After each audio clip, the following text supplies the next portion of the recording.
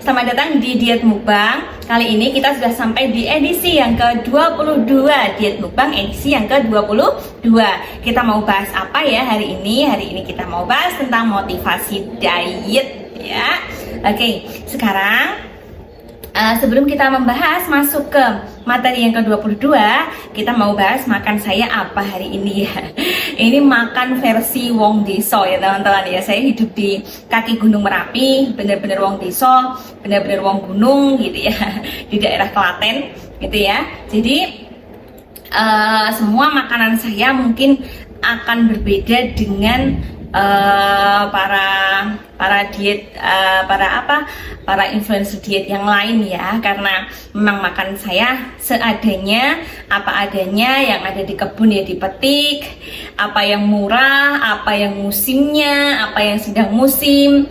Jadi memang kita bernego dengan ya yang namanya dengan keterbatasan ekonomi juga ya teman-teman ya. Ada keterbatasan ekonomi, terus ada keterbatasan juga waktu untuk mencari-cari dan lain sebagainya. Jadi memang saya tidak pernah sama sekali, bahkan ya jarang sekali saya makan makanan yang katanya makanan yang super buat diet ya.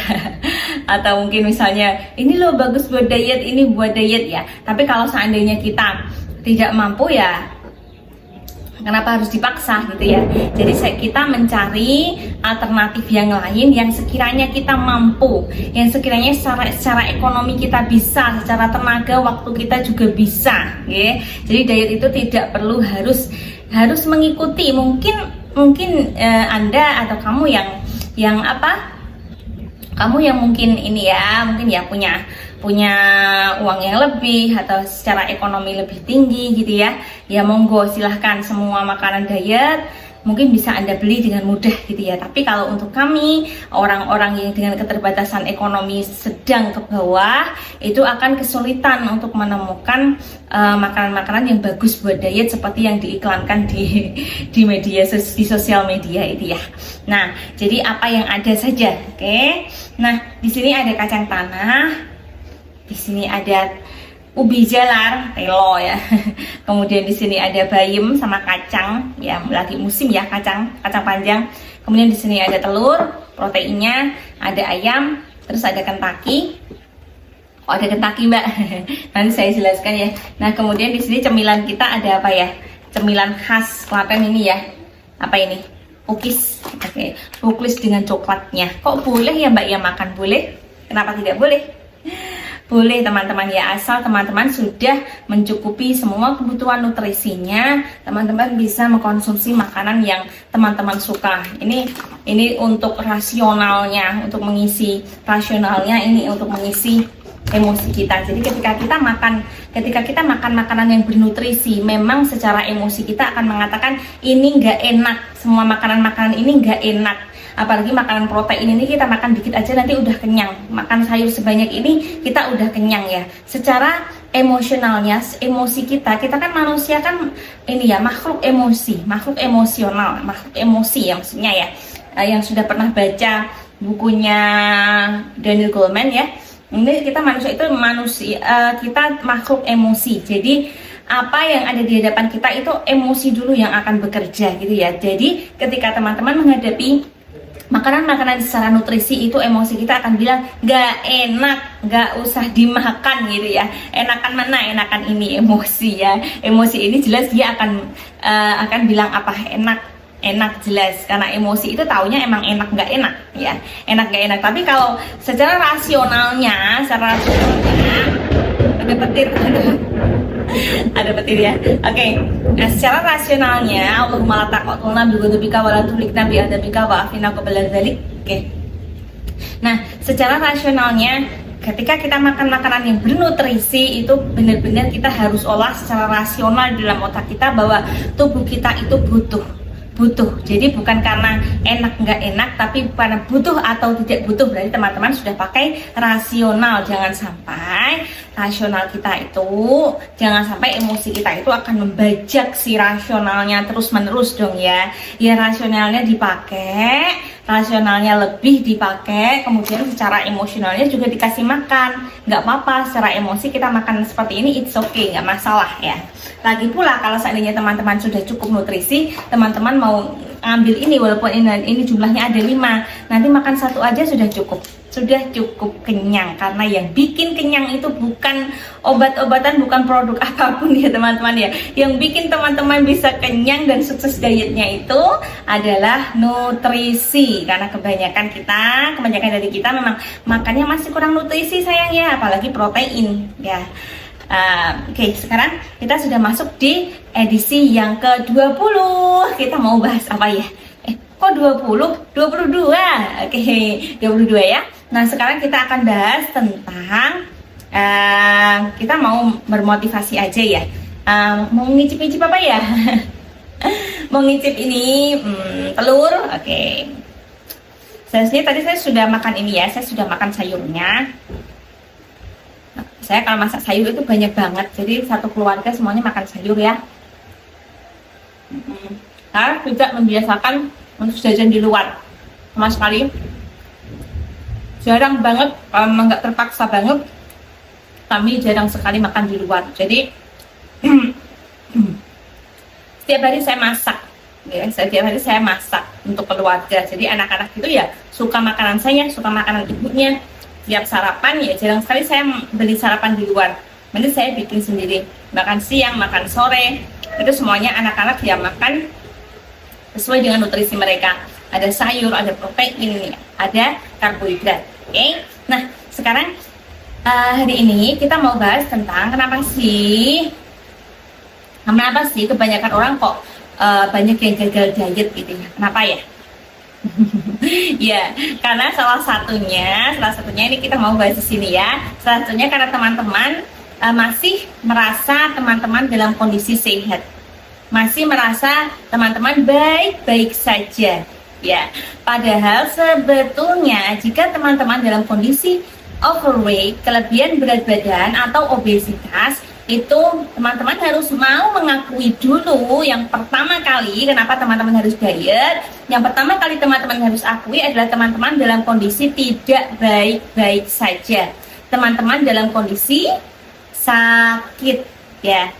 Jadi yang namanya sehat, definisi dari sehat itu ya sehat secara fisiknya dan sehat secara mentalnya. Kemudian juga ada lagi sehat secara finansialnya ya, itu apa definisi dari sehat itu sendiri. Nah teman-teman mungkin merasa definisi sehat menurut teman-teman ya itu kalau kita nggak masuk rumah sakit ya toh, atau juga kita nggak masuk angin gitu ya.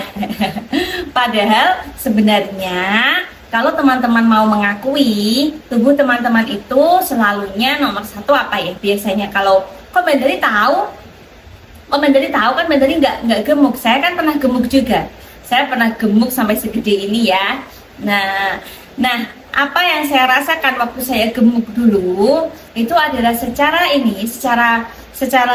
tubuh kita ya, itu kita akan banyak pusing, cepet pusing, terus kadang ada rasa cepet pegel, terus di lutut mesti juga ngerasain.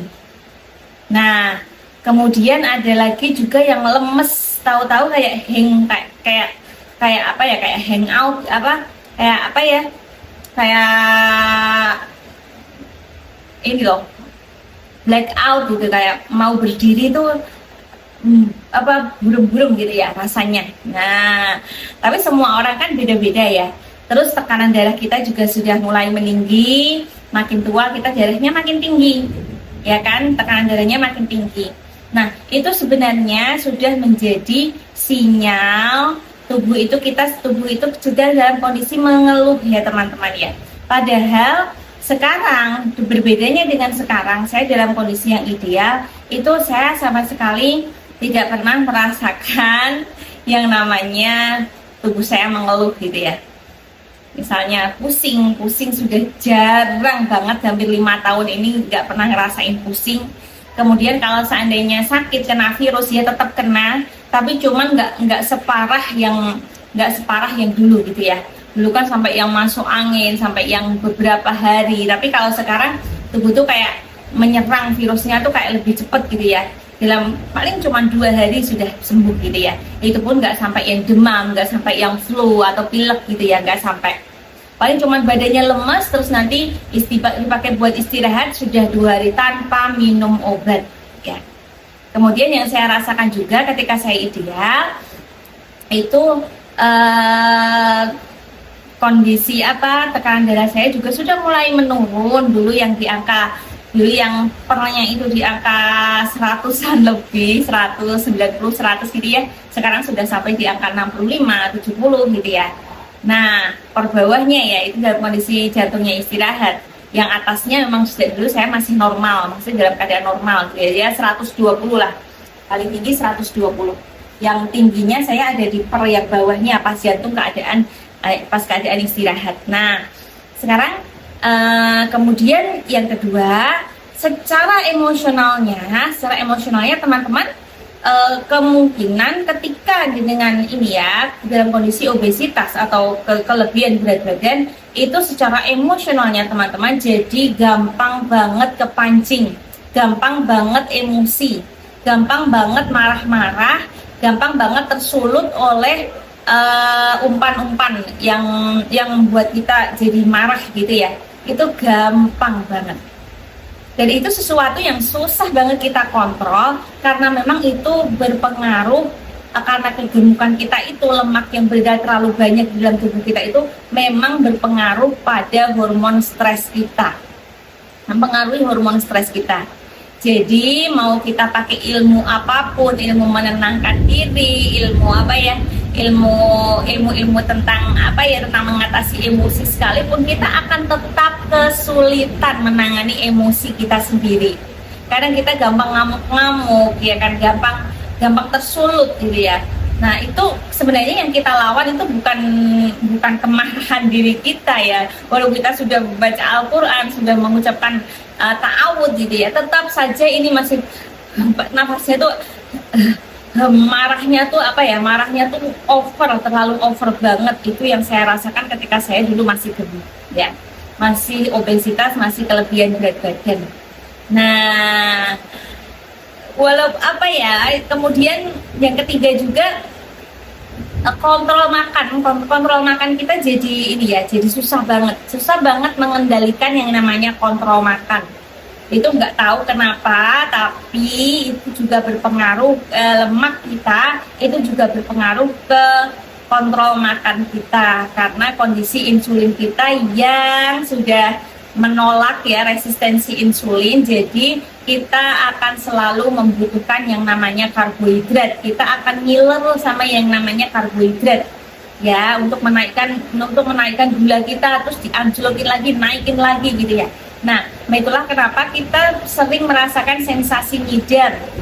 Lewat di jalan gitu ya, pengen lewat di itu yang pengen lagi, lewat di simpang 5 pengen lagi, di alun-alun pengen lagi. Nah, itu kayak susah banget kita mau mengontrol keinginan untuk makan ya.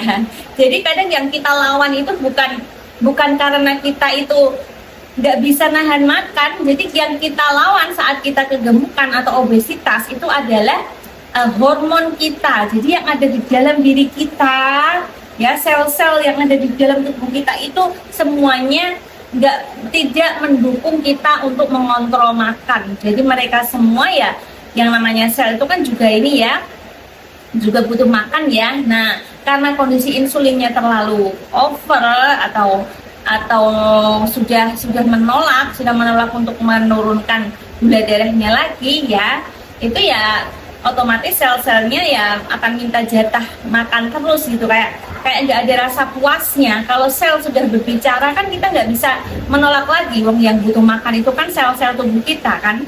Nah, jadi seperti itu ya teman-teman ya. Itulah kenapa kok kita sulit banget untuk berdiet gitu ya. ketika kita harus membatasi makan gitu ya, kita nggak boleh makan ini, nggak boleh makan itu gitu ya. Nah, itu kita akan merasa sangat kesulitan banget, dan kebanyakan mungkin akan menyerah ya, akan menyerah, drop ketika model dietnya itu terlalu membatasi yang namanya makanan ya.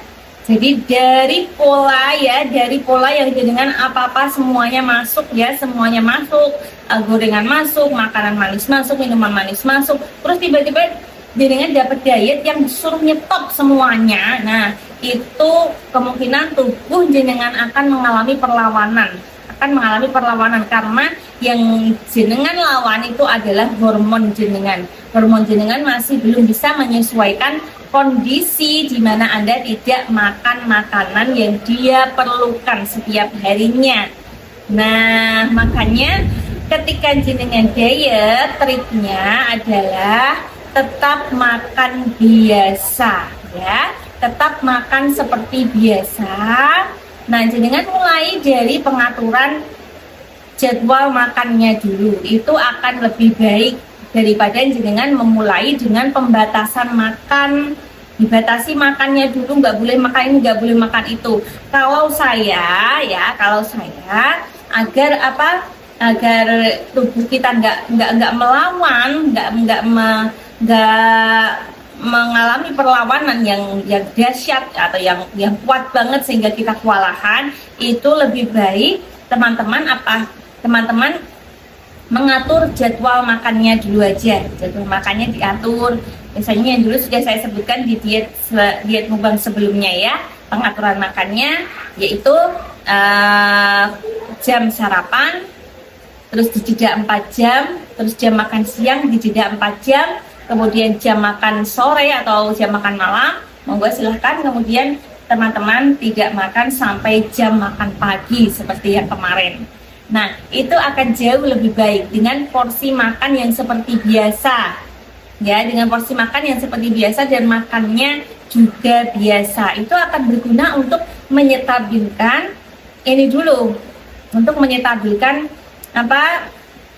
hormon-hormon lapar dan hormon kenyangnya, biar bisa menyesuaikan lebih cepat ya, daripada jenengan harus membatasi apa yang Anda makan dulu.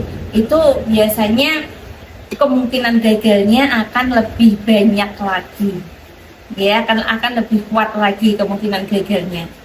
Nah, setelah pembatasan jadwal makan ya, seharusnya kalau jenengan normal, idealnya jenengan setelah makan besar 4 jam setelahnya itu jenengan tidak merasakan lapar atau tidak merasakan ngidam apapun ya, setelah 4 jam, karena makanan diproses ya, makanan sudah diproses selama 4 jam. Itu selama